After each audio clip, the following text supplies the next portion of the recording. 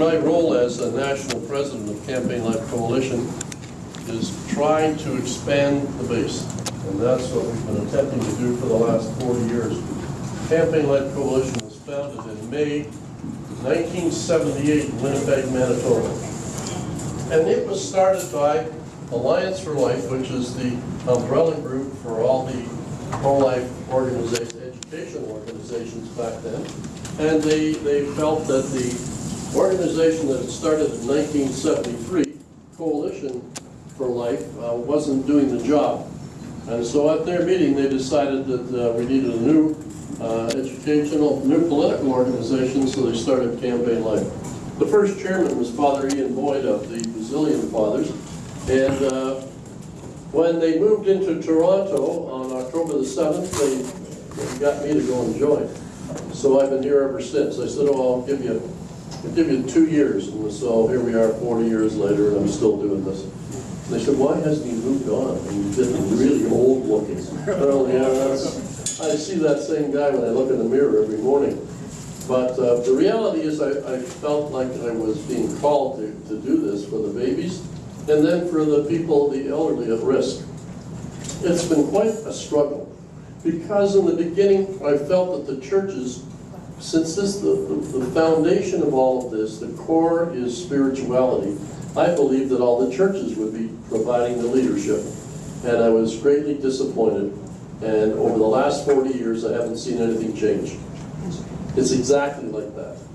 When you're looking at spiritual leadership, it's in the hands of individual pastors from the various faith communities who have taken on the responsibility of educating the members of their congregations and trying to activate them to go out and do something.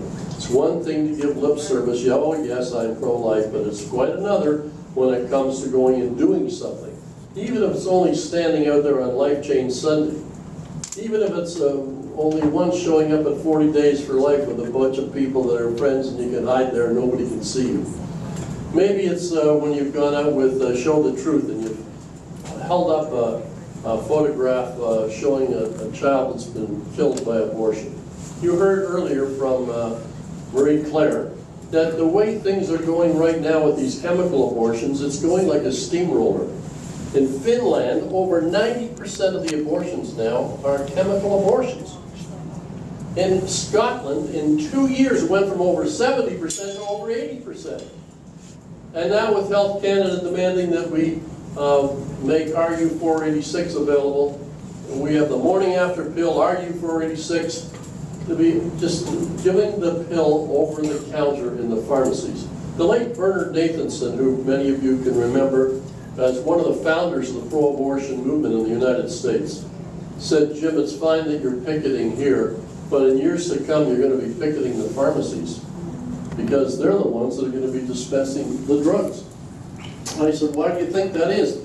He said, because abortion is such a grisly business that no medical students want to learn how to do it. And that's exactly what's going on now. And the push is unbelievable. My friend Mary Ellen Douglas, who you might want to say a prayer for, who's battling against cancer, national organizer of Campaign Life Coalition, founder of Birthright in Kingston, president of Campaign Life Coalition Ontario, Mary Ellen Douglas has been right on the mark on all of this all the way along, saying that if we listened to Nathanson and all those other people back in the 1980s, we might have been able to make a difference if we had had the hierarchy in the Catholic Church and the other church denominations on side. But unfortunately, talking to Brian Stiller on one occasion, he said, well, it's a heavily nuanced issue. I said, what are you talking about? It's killing babies. It's not heavily nuanced at all. It's nonsense. So what I did find, too, was that the pro-life movement at its real strongest is ordinary people doing extraordinary things for God, and that's what Mother Teresa told me on the steps of Parliament in 1988 when she was here. And you know that Catholic organization that brought her here? No. It wasn't a Catholic organization. It was Reformed and Baptist churches, mainly from Quebec, that invited her here and asked Campaign Life Coalition if they would organize her visit. And we did. And she turned to me and said, Mr. Hughes, the beautiful thing about the pro-life movement is that it's ordinary people doing extraordinary things for God. Right across this country.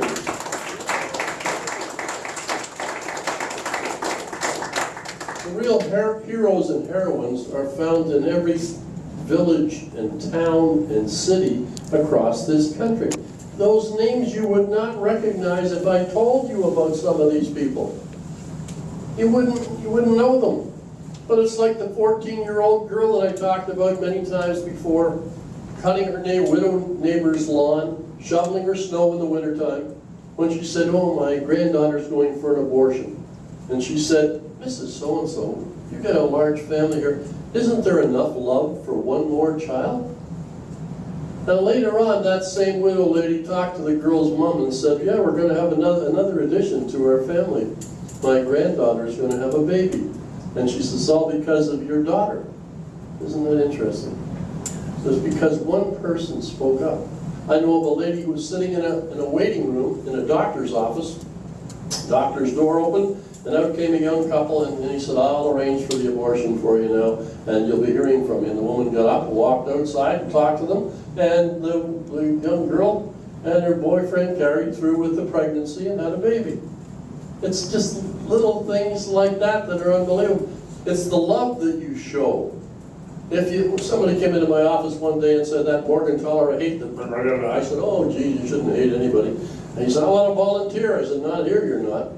This is not a place where we hate the abortionists or the people that are going for abortion, or those that have had abortions or whatever. This is a place where we're going to reach out in love and change everything one by one. And that's what we do. And that's what you do. That's what everybody does when they're talking to some little kid in Belleville in high school said to me, Mr. Hughes, how do I get a hold of you if I find one of my fellow students pregnant and distressed? I said, oh, here's what you do. You say 3 words. God help me. Because God put you there in front of that person, and that's who's supposed to help them, not Jim Hughes somewhere off in the sunset. And you know, really, when you stop and think about it, that's what this is all about. Getting along with your next door. Mother Teresa again said, if you want to change the world, change your heart so that you're doing what Jesus would have you do, and then deal with what's at your feet. Oh, I want to make a difference in the world out there somewhere, right there in front of you. You're not talking to your sister because she wore the same dress that you bought to your daughter's wedding.